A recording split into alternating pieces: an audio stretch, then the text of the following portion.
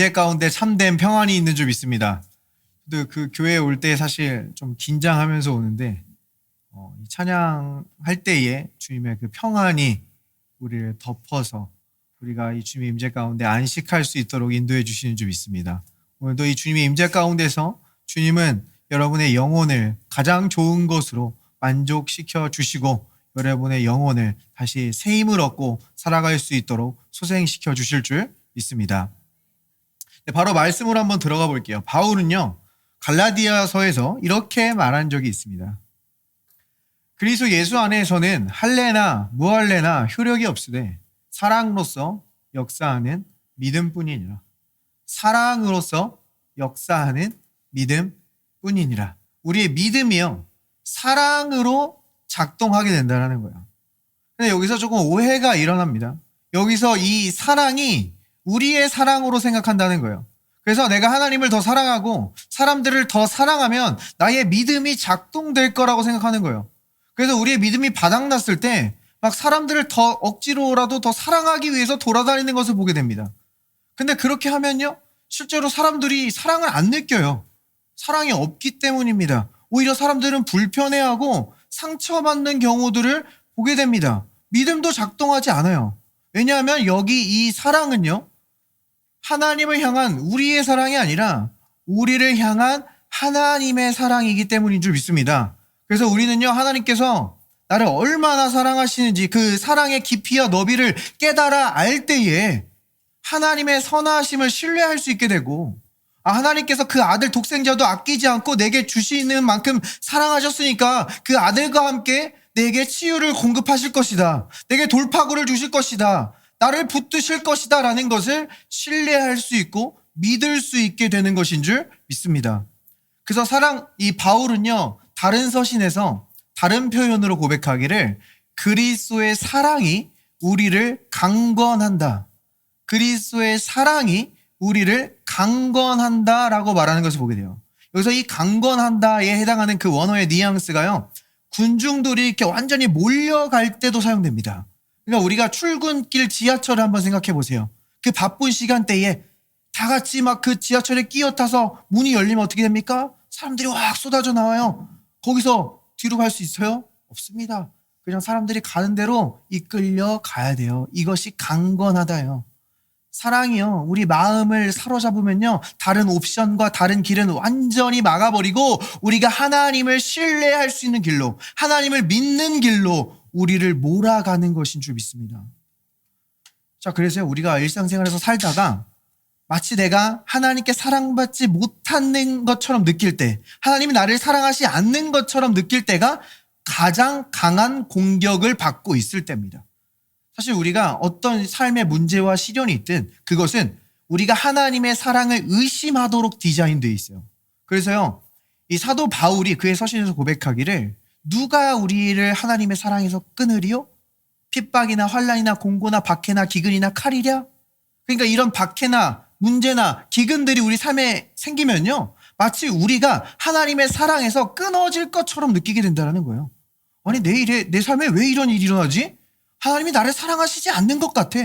내가 막 실수하고 넘어지고 엉뚱한 일을 하게 되면요, 내가 정말 하나님께 사랑받을 가치가 있을까? 하나님이 정말 이런 나를 받아주실까? 불안해요. 그리고 사실 하나님과의 관계는요, 다른 모든 사람에게 투영되게 되어 있습니다. 그래서 내가 하나님과의 관계에서 불안해지면요, 다른 모든 사람들과의 관계에서 불안해지게 되는 거예요. 자, 그래서요, 우리가 이 어떤 문제나 어려움들을 경험하고 있을 때 사람들이 안정된 관계로 가는 것이 아니라 자극으로 가는 것을 보게 됩니다. 어떤 친밀한 관계 가운데로 나아가는 것이 아니라 어떤 약물이나 술이나 담배나 자극적인 미디어들로 가는 것을 보게 돼요. 자, 이것이 우리의 어떤 그 불안감에 대한 잠깐의 해소는 줄 수가 있어요. 도파민이 급격하게 상승합니다. 근데 그렇게 올라간 도파민은 급격하게 하락해요.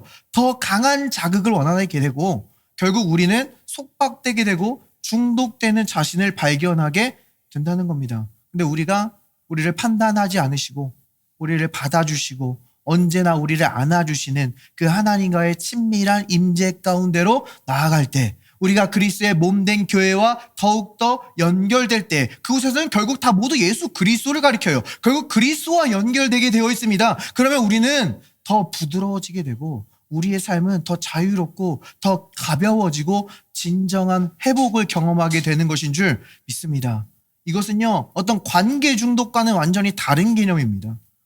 우리가 이 하나님과의 친밀한 관계에서 하나님의 사랑을 더욱더 경험하게 되면요, 그것은 우리의 어떤 사람들과의 관계에서 사람들의 다독임이나 위로를 덜 의지하게 되어 있어요.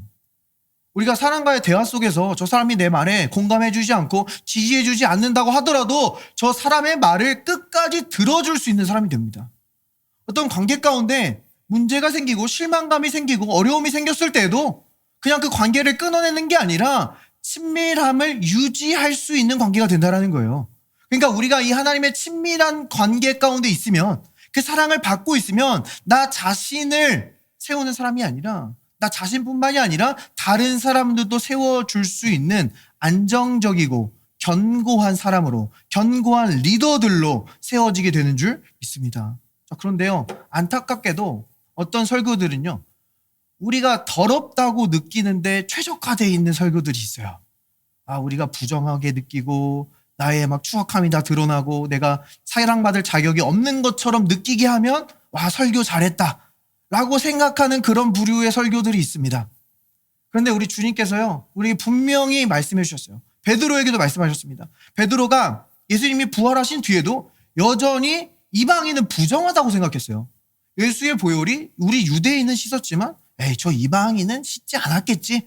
그래서 이방인들은 더럽게 여기고 부정하게 여기고 그들과 교제하지 않았습니다. 근데 하나님 환상 가운데 그에게 분명히 말씀하시는 거예요. 그 환상 가운데 베드로가 먹지 못하는 음식들이 나옵니다. 그 유대인들이 먹지 못하는 코셔가 안 되는 음식들, 돼지나 랍스터 같은 게 막 나와요. 근데 하나님께서 말씀하십니다. 저것을 잡아먹으라. 그러니까 베드로는 말하죠. 주님, 전 저거 먹지 못합니다. 저건 부정한 거예요. 저건 더러운 것입니다. 그러자 하나님은 분명히 말씀하세요. 내가 깨끗하다 한 것을 너가 더럽다고 하지 말라. 너가 속되다 하지 말라. 너가 부정하다 하지 말라. 이번 한 주간 우리 삶 속에서 우리가 부정하다고 느꼈던 순간들이 있을 수 있습니다. 내가 세상을 살아가면서 많이 더럽혀졌다. 내가 넘어져서 너무 부정해져서 더 이상 나는 사랑받을 자격이 없다라고 느껴지는 순간들이 있을 수 있어요. 근데 하나님께서 오늘 이 말씀으로 여러분에게 말씀하시는 겁니다. 내가 깨끗하다 한 것을 너가 부정하다 하지 말라. 마치 내 예수 그리스도의 보혈이 그 죄를 씻지 못한 것처럼 여기지 말라. 예수 그리스도의 보혈의 능력이 마치 제한되어 있는 것처럼 여기지 말라. 내가 그 죄 때문에 너를 사랑하지 못할 것처럼 여기지 말라. 내 사랑을 그저 받으라. 보혈의 능력을 믿으라. 그래서 사도 바울은요, 결국 그의 서신에서 이렇게 고백합니다. 그러나 이 모든 일에 우리를 사랑하시는 이로 말미암아 넉넉히 이기느니라. 여러분의 그 어떤 죄도, 문제도, 어려움도 여러분을 하나님의 사랑에서 끊어낼 수가 없습니다. 하나님은 여전히 여러분을 사랑하세요. 그 사랑이 여러분을 강건하십니다. 여러분의 믿음을 작동시켜요. 결국 여러분은 그 모든 일에 여러분을 사랑하시는 이로 말미암아 압도적으로 이기게 될 줄 믿습니다. 우리 옆 사람에게 인사해 볼게요. 당신은 사랑받는 자입니다. 넉넉히 이길 것입니다. 주님 감사합니다. 오늘도 우리 말씀을 통해서 주님을 바라보길 원합니다. 이번 한 주간 살아가면서 우리가 부족하게 느끼고 우리가 연약하게 느끼는 그 모든 순간들 가운데서도 주님은 우리를 떠나지 않고 버리지 않으신다고 약속하신 말씀을 지키고 계신 줄 믿습니다.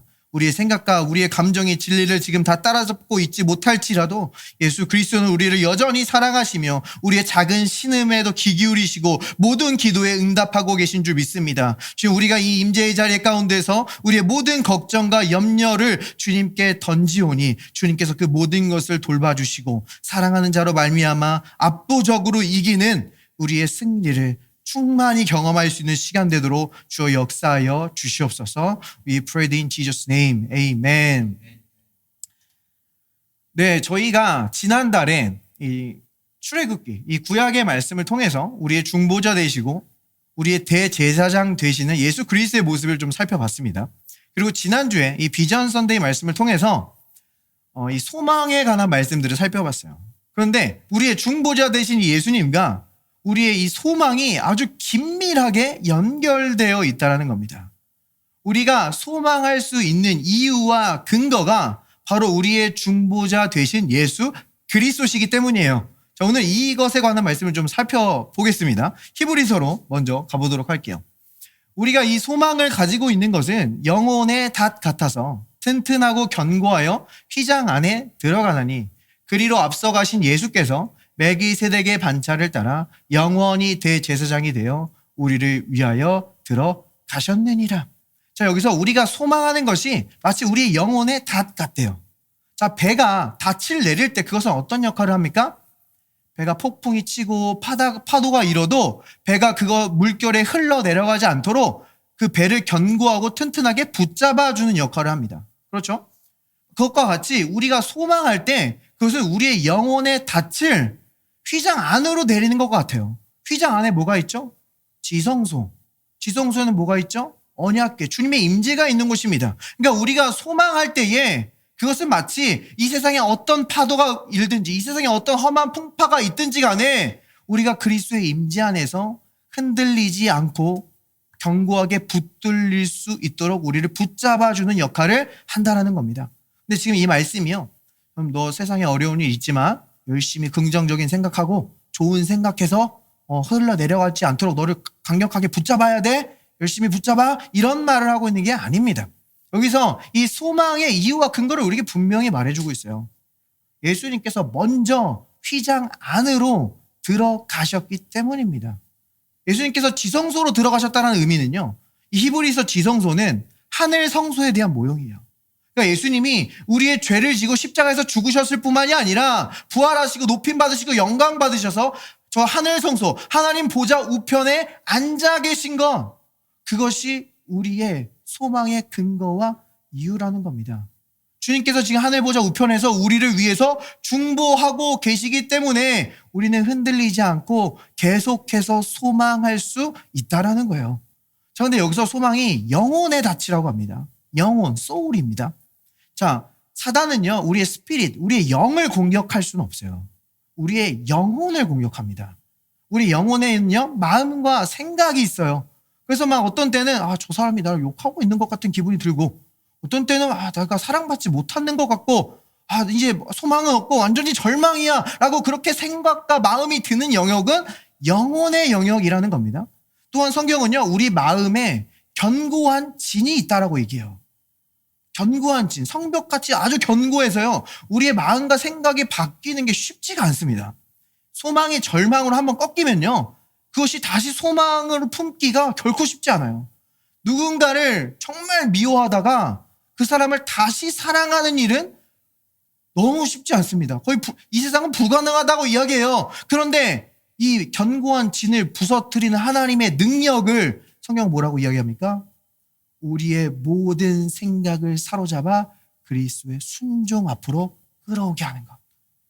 그러니까 우리 예수님께서 하나님의 말씀에 순종해서 이미 행하신 일들, 그리고 지금 행하시고 있는 일들을 우리가 알면 알수록 우리의 견고한 진은 무너지고 우리는 이 세상에서 흔들림 없고 견고하게 소망하며 살아갈 수 있는 것인 줄 믿습니다. 그래서 우리가 지난달에는 좀 구약의 말씀들을 위주로 이 중보자 되신 예수님에 대해서 알아봤어요. 오늘은 특별히 신약의 말씀, 특별히 히브리서 말씀을 통해서 지금 중보자 되신 예수께서 우리를 위해 무엇을 하고 계신지, 그것의 유익이 무엇인지에 관한 말씀 한번 살펴보도록 하겠습니다. 히브리서는 우리에게 중보자 되신 예수님을 이렇게 소개하고 있어요.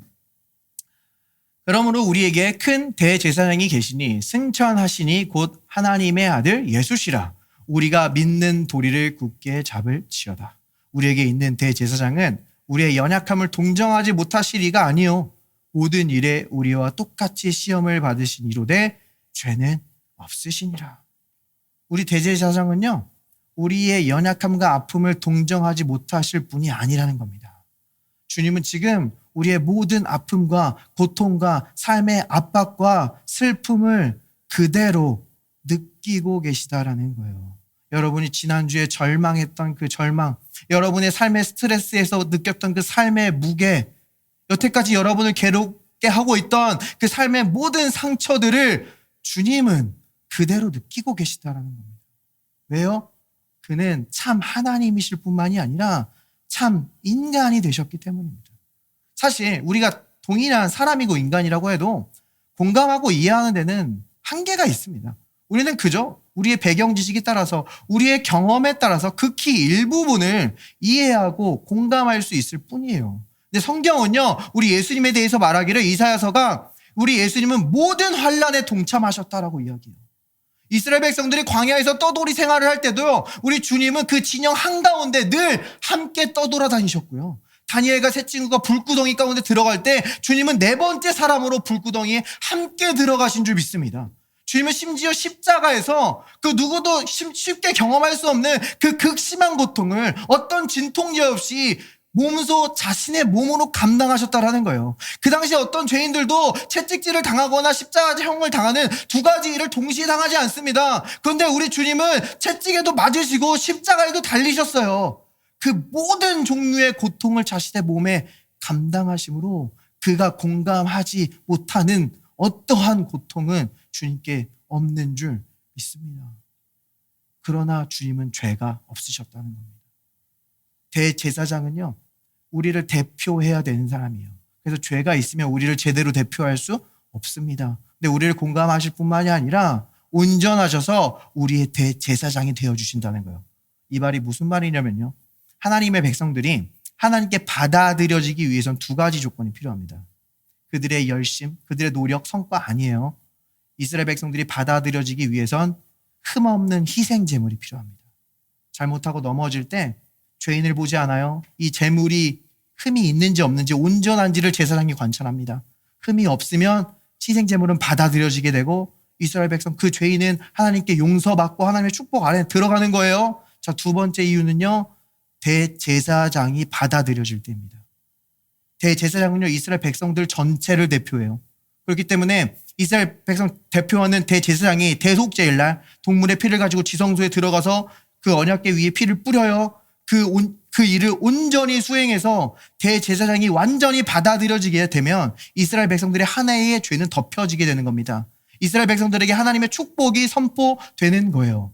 희생 제물이 온전한지 대제사장이 온전한지 두 가지입니다. 근데 히브리서는요, 바로 우리 예수님을 어떻게 표현하냐면 우리의 온전한 희생 제물이시고 우리의 완전한 대제사장이시다라고 말한다는 거예요.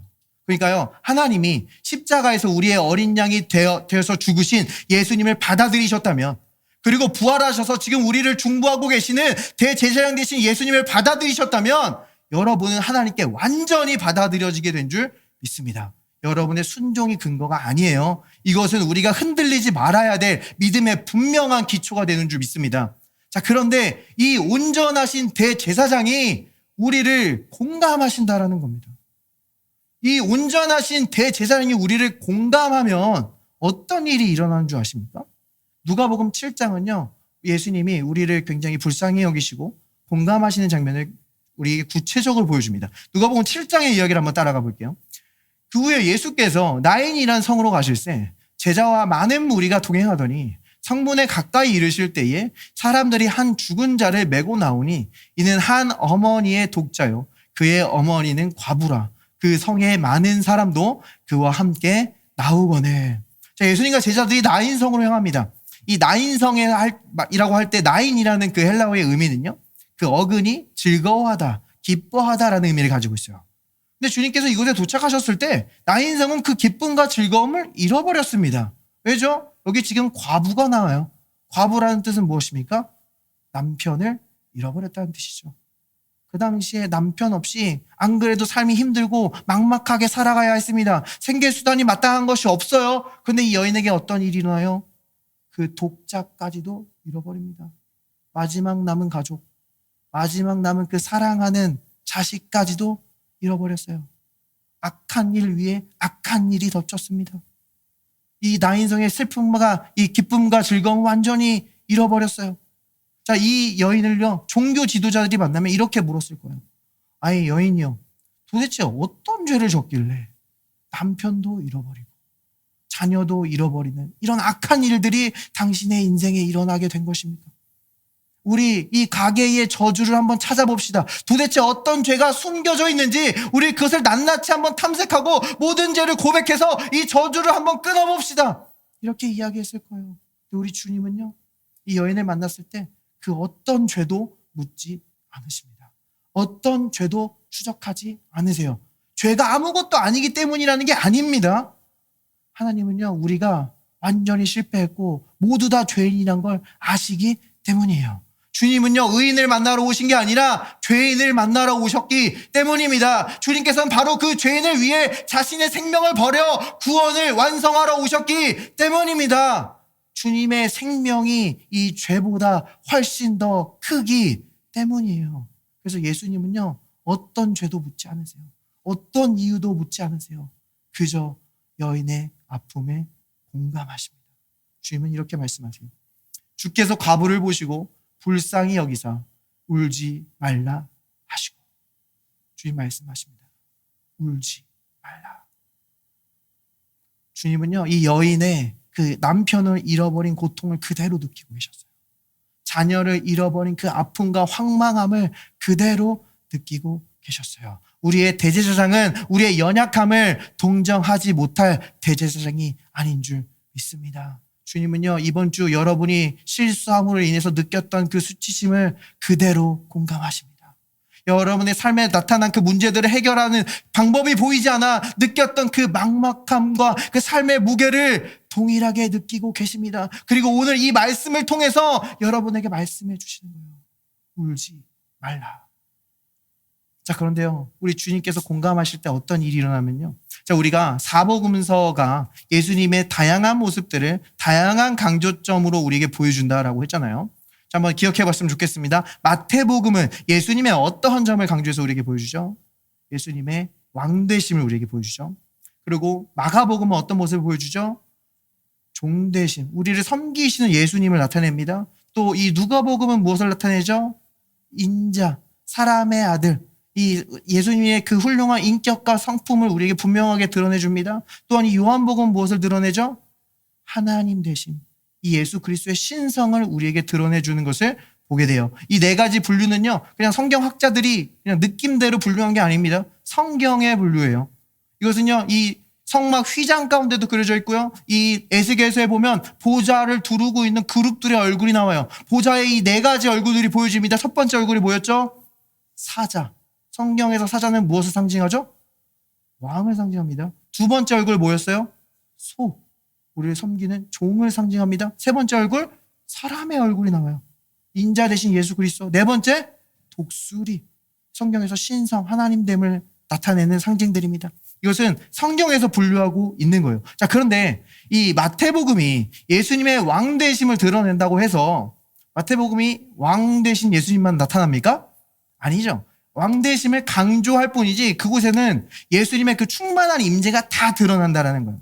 마찬가지로 이 누가복음도요, 예수 그리스도의 그 인격과 성품을 우리에게 더 분명하게 보여줄 뿐이지 예수님의 임재가 있는 곳에는 한 부분만 나타나는 게 아니라 그의 신성의 충만함이 함께 임하는 줄 믿습니다.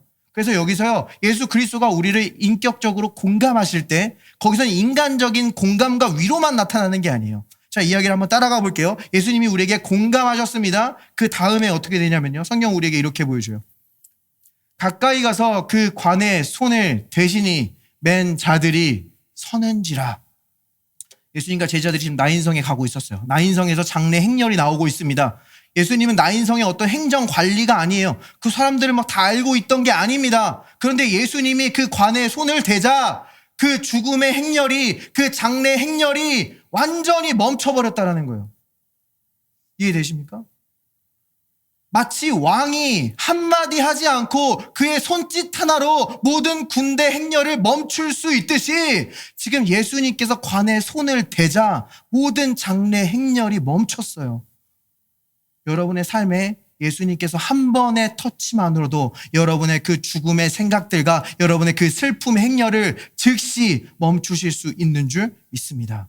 이것은 예수 그리스도의 왕되심을 우리에게 분명히 드러내주고 있는 거예요. 이어서 이야기는 이렇게 진행됩니다. 예수께서 이르시되 청년아 내가 내게 말하노니 일어나라 하심에 죽었던 자가 일어나 앉고 말도 하거늘. 예수님께서 말씀하시니까 청년이 일어납니다. 하나님께서 세상을 어떻게 창조하셨습니까? 빛이 있으라 말씀하시니까 거기 빛이 있었어요. 예수님의 하나님 되심을 드러내주고 있습니다. 하나님께서 말씀하시면요, 그 말씀은 땅에 하나도 떨어지지 않고 그 보내신 목적을 완전히 성취하는 줄 믿습니다. 예수님의 하나님 되심이 드러나고요. 이어서 성경은 우리에게 이렇게 보여줘요. 예수께서 그를 어머니에게 주시니. 주님께서 멈추셨어요. 주님께서 일어나라 명령하시고 청년은 일어났습니다. 다 예수님이 하신 일이에요. 근데 예수님은 여기서 어떤 영광과 공로도 취하지 않으시고 이 모든 것을 그 어머니에게 돌려주십니다. 예수님께서 십자가에서 우리의 죄를 짊어지셨어요. 주님께서 고난당하시고 주님께서 맞으셨어요. 그런데 주님께서는 그것으로 어떤 영광도 취하지 아니하시고 그 모든 구원의 유익을 우리에게 돌려주신 줄 믿습니다. 우리가 그 구원을 누리기 위해 우리를 위해 섬기시는 종 되신 예수 그리스도의 모습을 우리에게 보여주고 있는 거예요. 이것이 주님께서 우리에게 공감할 때 일어나는 일입니다. 이어서 성경은 우리에게 이렇게 말해요. 그 결과 모든 사람이 두려워하며 하나님께 영광을 돌려 이르되 큰 선지자가 우리 가운데 일어나셨다 하고 또 하나님께서 자기 백성을 돌보셨다 하더라. 주님께서 이 시간 여러분의 아픔과 슬픔을 공감하고 계심을 우리에게 분명히 말씀하고 계신 줄 믿습니다.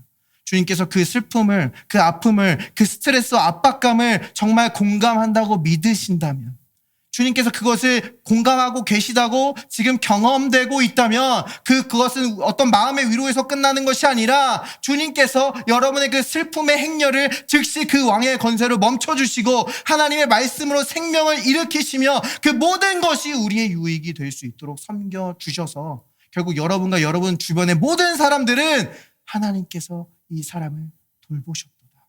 이 문제가 하나님의 영광이 되도록 바꾸어 주실 줄 믿습니다.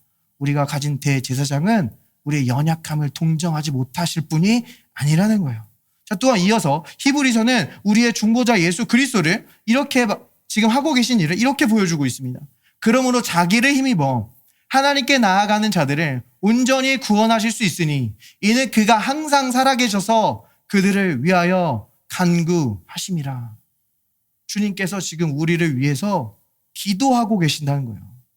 자, 여기서 이 기도가 단지 어떤 쉬지 않고 하나님께 무언가를 말하고 무언가를 구하고 있는 그러한 그림을 우리에게 보여주는 게 아닙니다. 자, 우리가 실제적으로 정말 친한 사람과 있으면 어떻게 해요? 계속 말하지 않습니다. 그렇죠? 정말 친한 친구나 부부끼리 있을 때 계속 말 안 해요. 때로는 조용한 시간도 갖지만 그게 어색하지 않습니다. 그냥 서로의 임재를 누리는 거예요. 마찬가지로 우리가 항상 기도한다라고 할 때 그것이 계속 내 입이 움직인다라는 것을 의미하는 게 아니에요. 우리는 예수 그리스도께서 지금 나와 함께하고 계심을 의식할 수 있는 겁니다. 나의 모든 일 가운데 예수 그리스도를 포함시키는 거예요. 마찬가지로 예수께서 우리를 위해 간구하신다라고 할 때 이것은 예수님께서 십자가에서 죽으셨을 뿐만이 아니라 부활하셔서 하나님 보좌 우편에 그 부활의 증거를 가지고 그냥 존재하신 것 자체가 우리를 향한 중보가 되고 우리를 향한 기도가 된다는 거예요.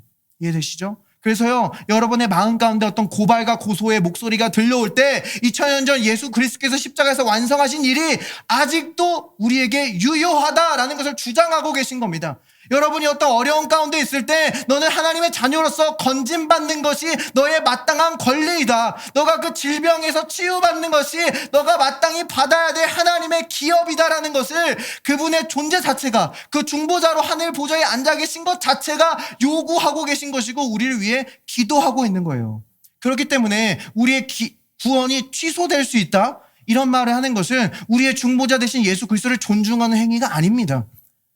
하나님께서는 더 이상 치유하시지 않아. 초자연적으로 무언가를 공급하시지 않아라고 말하는 것은요, 우리의 중보자 되신 예수 그리스도를 의식하고 그분을 알고 있는 게 아니라는 거예요. 물론 우리의 기도도 중요합니다. 기도는 굉장한 특권이에요. 그러나 우리가 먼저 기도하기 전에 주님이 우리를 위해 기도하신 것을 아는 것을 먼저 의식해야 된다는 거예요. 사람들은요, 우리가 어려운 가운데 있을 때, 문제 가운데 있을 때 다가와 이야기하죠. 제가 당신을 위해 기도하겠습니다. 제가 당신의 아픔을 위해 기도하겠습니다. 그런데 때로는 그냥 인사치레가 될 때가 있어요. 진심으로 말했겠지만 삶이 너무 바쁘다 보니까 기도를 못할 때가 있습니다. 성경은 뭐라고 말해요? 우리 주님은 항상 살아계셔서 우리를 위해서 간구하시나니. 사실 우리가 예수 그리스도의 이름으로 기도할 수 있고 응답받을 수 있는 이유는요, 예수 그리스도께서 우리의 중보자가 되셔서 우리를 위해서 기도하고 있기 때문인 줄 믿습니다. 우리의 기도도 능력이 있는데 예수 그리스도께서 우리를 위해 기도하고 있다면 우리의 기도가 얼마나 더 평안해질 수 있겠습니까? 성경은요, 이 예수님이 직접 그 제자 베드로를 위해 기도하는 모습도 우리에게 분명히 보여줍니다. 제자 베드로 어땠죠? 주님을 향한 자신의 사랑을 자랑하면서 다녔어요. 다른 제자들 다 배신해도 저는 아닙니다. 근데 십자가 앞에서 어떻게 됐어요? 예수님을 저주하고 부인하고 모른다고 맹세까지 하는 모습을 보여줍니다. 근데 이 베드로는요, 예수님을 배신했던 또 다른 제자 가룟 유다처럼 완전히 넘어지지 않았다라는 거예요. 주님은 완전히 떠나가고 자신의 손으로 자신의 삶을 마감하지 않았습니다. 그 비결이 무엇입니까? 성경은 우리에게 분명히 보여주는 거예요. 시몬아 시몬아 보라, 사탄이 너희를 밀가부르듯 하려고 요구하였으나 그러나 내가 너를 위하여 내 믿음이 떨어지지 않기를 기도하였노니 너는 돌이킨 후에 내 형제를 굳게 하라. 우리 주님께서 베드로를 위해 기도하셨기 때문이에요.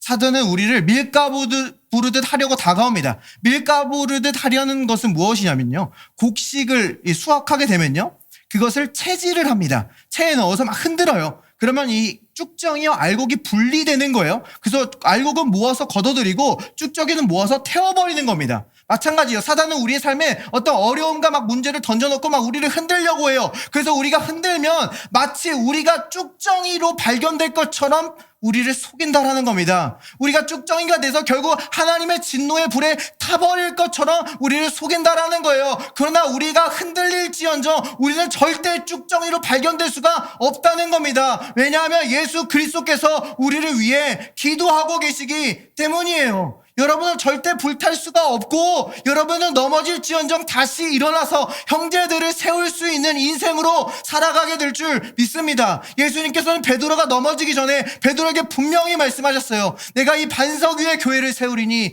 음부의 권세가 이기지 못하리라. 예수님의 기도는요, 모든 음부의 권세와 지옥의 문을 물러가게 하는 줄 믿습니다. 구약 성경도요, 이 예수님께서 우리를 위해 기도하고 계시는 분명한 그림을 보여주세요. 모세와 여호수아가 아말렉과 전투했던 적이 있습니다.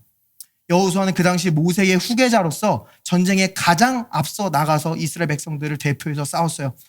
그래서 이 여호수아는 아말렉과 전투를 하러 갔습니다. 근데 모세는요, 높은 산 꼭대기로 올라가서 이 이스라엘 백성들을 위해서 손을 들고 기도했어요. 근데 모세가 기도할 때는요, 이스라엘 백성들이 이기는 겁니다. 근데 모세가 손을 내리자 아말렉이 이기는 거예요. 그래서 안 되겠다. 옆에 모세의 동역자들 아론과 훌이 와서 모세의 손이 내려가지 않도록 계속해서 기도할 수 있도록 그 양손을 붙잡아주는 모습을 우리에게 보여줍니다. 이것은요, 우리에게 분명히 말하고 있는 거예요. 우리의 삶의 전쟁은, 우리의 삶의 승패는 내 칼에 달려있지 않다. 너의 힘과 너의 지혜, 너의 노력에 달려있는 것이 아니다. 높은 곳에서 기도하고 계시는 우리 예수 그리스도께 달려있다는 겁니다. 근데 우리 주님은요, 연약하지 않아요. 그의 팔이 내려오지 않습니다. 항상 살아계셔서 우리를 위해서 간구하고 계신 줄 믿습니다. 우리가 때로는요, 열심히 기도할 때가 있어요. 막 예수 이름으로 결박하고 묻고 명령하고 불타게 기도합니다. 때로는요, 기도할 힘이 없어요. 말이 나오지 않습니다. 막막하게만 합니다. 그런데 우리의 중보자 되신 예수님을 기억하면서 우리는 이렇게 기도할 수 있어요. 주님, 저를 위해 기도해 주세요. 이 기도는요, 여러분이 기도할 때만 주님이 기도한다는 게 아닙니다. 여러분이 요청하지 않으면 주님이 기도를 멈춘다라는 게 아니에요. 주님이 항상 살아계셔서 우리를 위해서 간구하고 계심을 우리가 의식하는 믿음의 고백인 줄 믿습니다. 진리와 우리를 정렬시키는 거예요. 자, 복음은요, 우리를 구원하는 하나님의 능력이라고 이야기합니다. 근데 이 하나님의 능력이 우리의 삶에 어떻게 활성화돼요? 믿음은 들음에서 나고 들음은 그리스도의 말씀으로 말미암느니라. 복음을 듣고 믿을 때 그 능력이 우리의 삶에 활성화되는 거예요. 마찬가지입니다. 우리가 힘이 없고 기도하지 못할 때 지금 하늘에서 우리를 위해서 항상 살아계셔서 강구하시는 예수 그리스도를 듣고 믿으라. 그러면 우리는요 다시 기도하게 됩니다. 믿음으로 기도하게 되는 거예요. 그래서 사도 바울은요 이 에베소 교회를 목회하고 있는 이 디모데에게 아주 실제적인 조언을 주는데, 그 조언을 주기 전에 먼저 우리에게 중보자 예수 그리스도가 계심을 다시 기억나게 하는 것을 볼 수 있어요. 바울은 디모데 전서에서 이렇게 이야기합니다. 하나님은 한 분이시요 또 하나님과 사람 사이의 중보자도 한 분이시니 곧 사람이신 그리스도 예수라. 우리의 중보자는 예수 그리스도 한 분입니다. 이 말을 하고 있는 이유는요, 여러분이 어느 기업의 대표고 어느 단체의 리더고 어떤 가정의 가장이라고 해서 여러분이 중보자가 아니라는 거예요. 여러분이 모든 것을 붙잡고 유지하고 여러분이 다 해내야 된다는 게 아닙니다. 우리의 의의 근거, 우리의 속죄의 근거, 우리의 권세의 근거는 오직 한 분 예수 그리스도로부터 오는 줄 믿습니다. 이 중보자가 우리에게 계시면 우리는 어떻게 되냐면요, 바울은 이렇게 이야기해요. 그러므로 각처에서 남자들이 분노와 다툼이 없이 거룩한 손을 들어 기도하기를 원하노라. 중보자가 계신 걸 알면요 기도하게 된다는 거예요. 지금 이 에베소 교회의 상황은 어떠냐면요, 거짓 교사들이 들어와서 다툼과 논쟁이 많았어요. 내 교리가 맞다, 아니다, 내 교리, 내 이야기가 진리다, 여러 가지 자신이 맞다는 걸 증명하기 위해서 다투고 논쟁이 많았어요. 그런데 예수 그리스도가 우리의 중보자로 계시면요 내 권위를 내 스스로 증명할 필요가 없다는 거예요. 물론 우리가 이 올바른 교리를 설명해야 되는 자리들이 있습니다. 그런데 어떻게든 끝까지 나의 옳음과 나의 논리를 밀어붙여서 분노하고 다툴 필요가 없다는 거예요.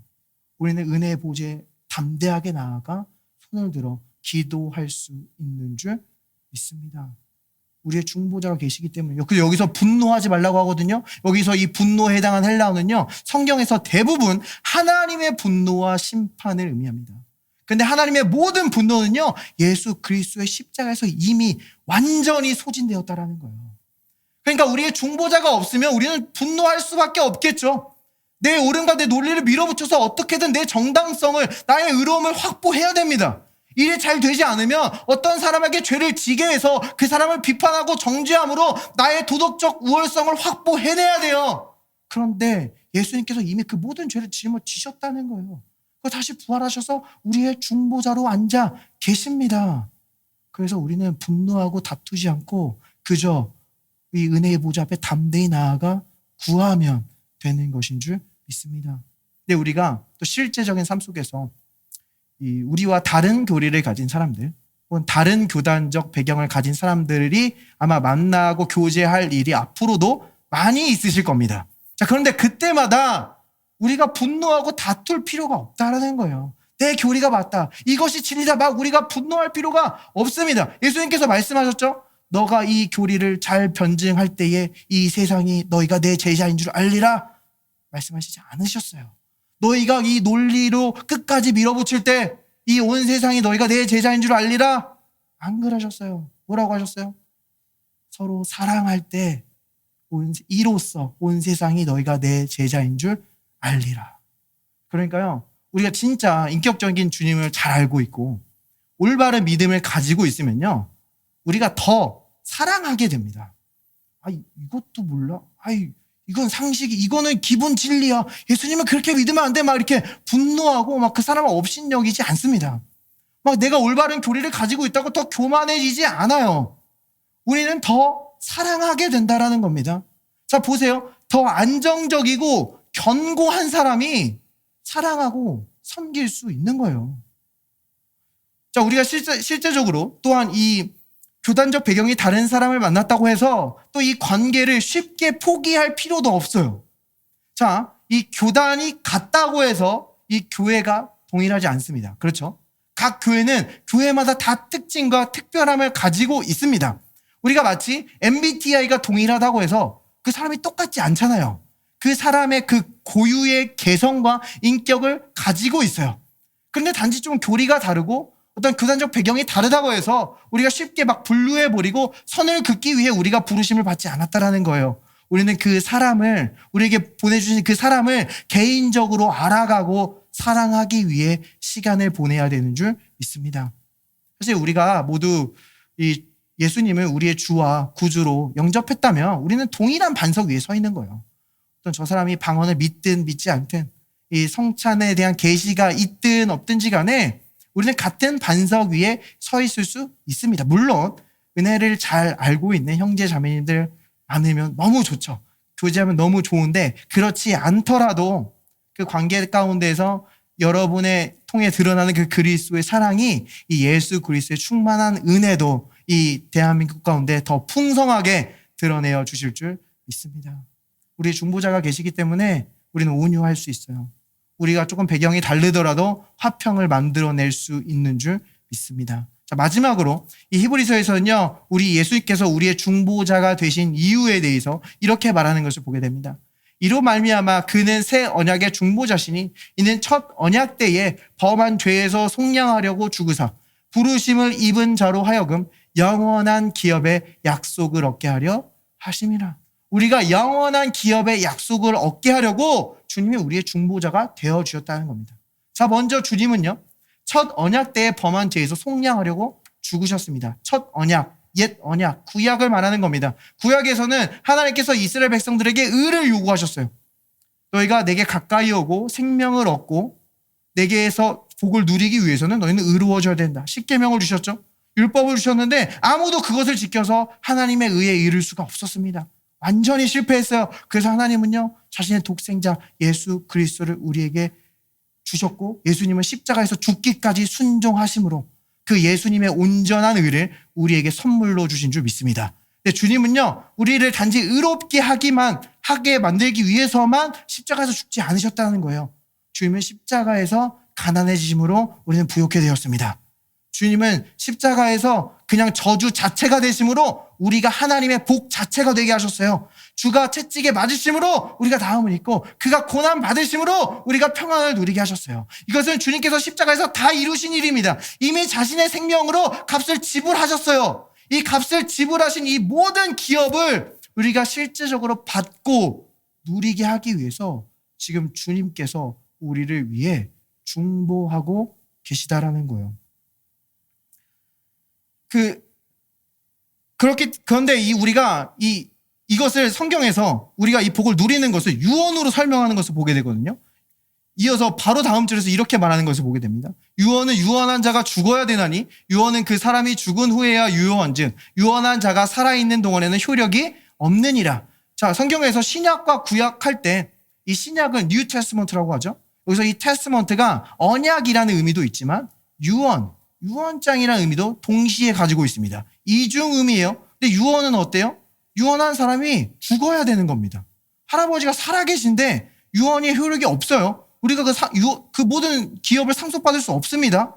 마찬가지로 이 할아버지가 죽으면 그 모든 유언이 효력이 있고 우리가 기업을 상속받듯이 예수 그리스도께서 십자가에서 죽으셨다라는 거예요. 그래서 이 신약은 이제 우리에게 효력이 있고 우리는 그 모든 약속을 받을 수 있게 되었다는 겁니다. 근데 만약에 우리가 그 유언의 내용도 모르고 그 유언의 대상이 누군지도 모른다면 우리는 그 유업을 취할 수가 없다는 거예요. 그래서 마귀는 어떻게든 우리가 복음을 듣지 못하게 하고 예수 그리스도의 구원을 받지 못하게 합니다.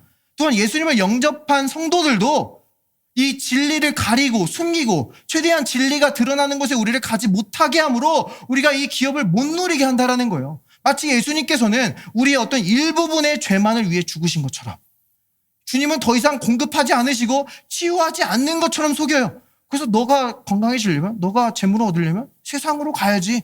너가 너의 힘으로 얻어내야지. 우리가 믿음으로 하늘로부터 받는 것을 받지 못하게 한다는 겁니다. 그래서 이 교회를 비판하는 내용들을 보면요, 교회가 뭐 기복주의다, 번영신학이다 이런 이야기들을 많이 하잖아요. 근데 그 이야기들이 세상이 하는 게 아닙니다. 사실 종교적인 사람들이 그런 말을 하고 있는 거예요. 주님께 우리가 받는 것을 문제를 삼습니다. 아니, 주님 어떤 분이세요? 5,000명을 먹이시고 12광주리를 남기시는 분이에요. 주님 베드로가 물고기 밤새도록 못 잡으니까 그물이 찢어지도록 잡게 하시고 배 두 척이 가라앉도록 잡게 하시는 분이에요.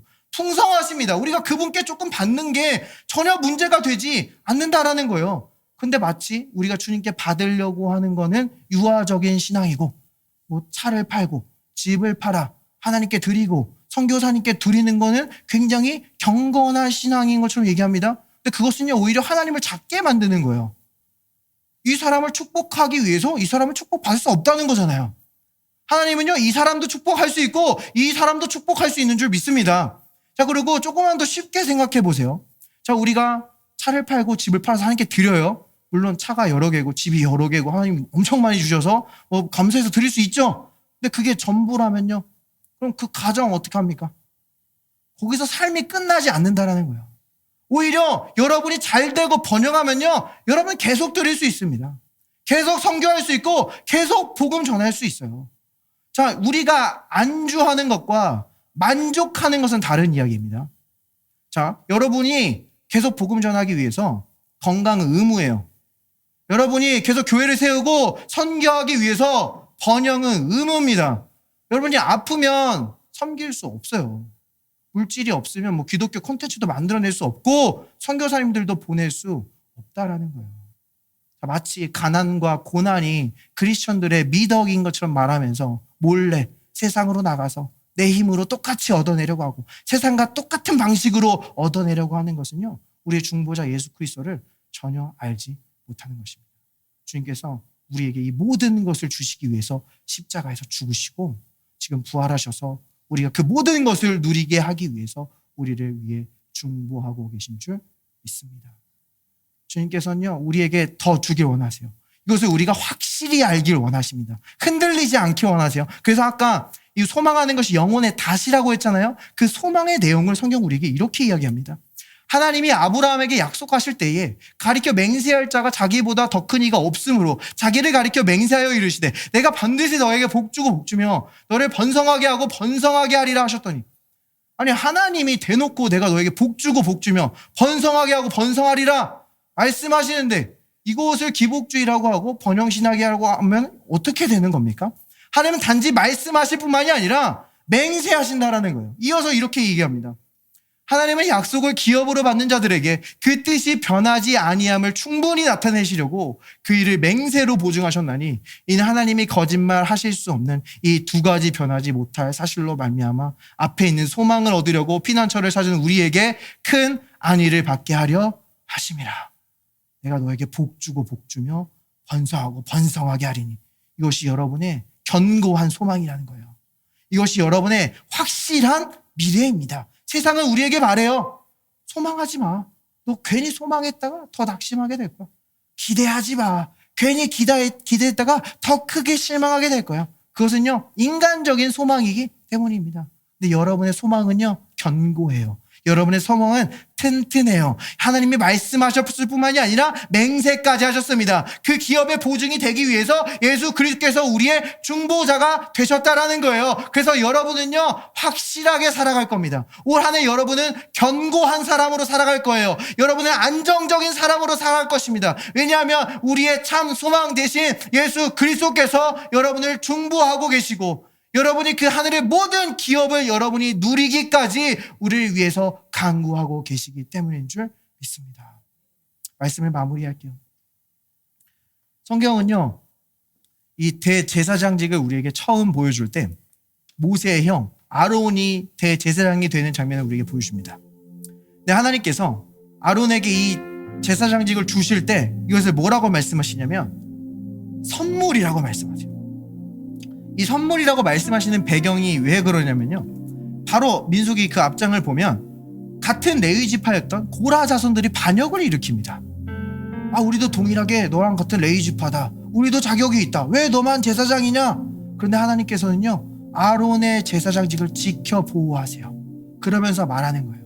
제사장직은 너의 자격으로 얻어내는 게 아니야. 너희의 무슨 성과와 열심으로 얻어낼 수 있는 게 아니야. 이것은 내가 너에게 준 선물이다 라고 말씀하시는 거예요. 근데 이것이 아론에게 굉장한 은혜의 선물이 되는 이유는요, 아론이 제사장이 될 때 어떤 자격도 없었거든요. 이 모세가 시내산에 율법을 받으러 올라갔습니다.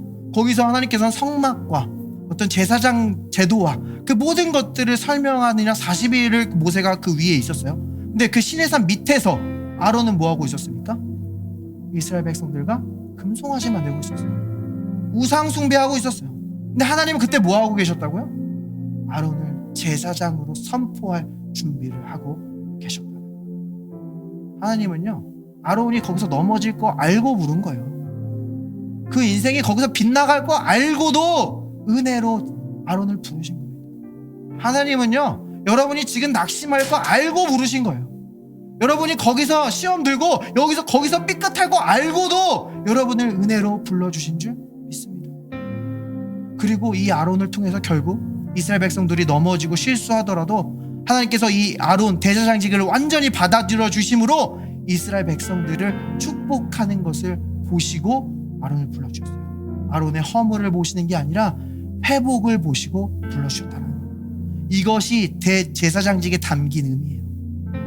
하나님께서 은혜로 주셨습니다. 하나님께서 선물로 주셨어요. 하나님께서 우리의 유익을 위해 주셨다라는 겁니다. 대제사장 대신 예수 그리스도를 은혜로 받으세요. 값없이 받으세요. 자격 없이 받으세요. 세상은 어떤 종교적인 사람들은 어떤 은혜가 죄를 부추기는 거라고 생각해요. 아니에요. 성경은 정반대로 얘기해요. 은혜는요, 죄를 다스리고 싶은 사람들에게 필요한 겁니다.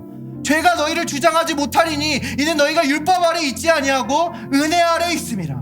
의의 선물과 은혜를 넘치게 받는 자들은 한 번 예수 그리스도를 통하여 생명 안에서 왕노릇하리로다. 은혜를 받으세요. 넘치게 받으세요. 자격 없이 받으세요. 우리의 육신은요, 자꾸 부정적인 곳으로 기울여요. 그래서 말씀을 받을 때도 자꾸 부정적인 곳에 초점을 맞춥니다.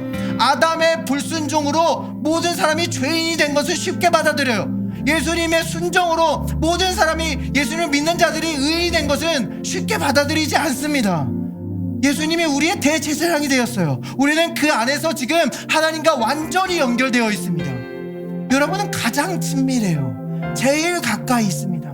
이 진리 안에서 하나님께 기도하세요. 하나님은 반드시 응답하여 주실 줄 믿습니다. 이 좋은 예수님을 아직 영접하지 않으신 분이 있다면 저와 함께 기도해 보겠습니다. 예수님, 주님이 나의 모든 죄를 짊어지시고 모든 고통과 아픔을 감당하여 주신 줄 믿습니다. 이제 나는 그리스도 안에서 완전히 받아들여졌습니다. 내가 넘어지더라도, 내가 실수하더라도 나는 그리스도 안에서 하나님의 의입니다. 감사합니다. 예수님의 이름으로 기도합니다. 이 시간 모든 그레이스 하우스를 위하여 축복이 선포됩니다.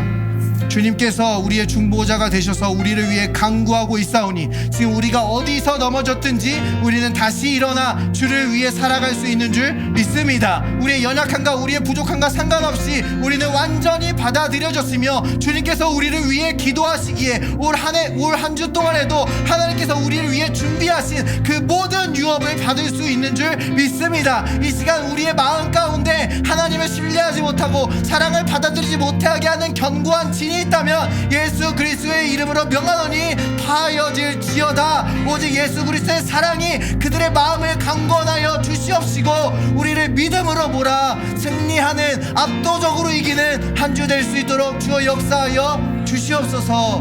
We pray in Jesus' name. Amen. Praise the Lord.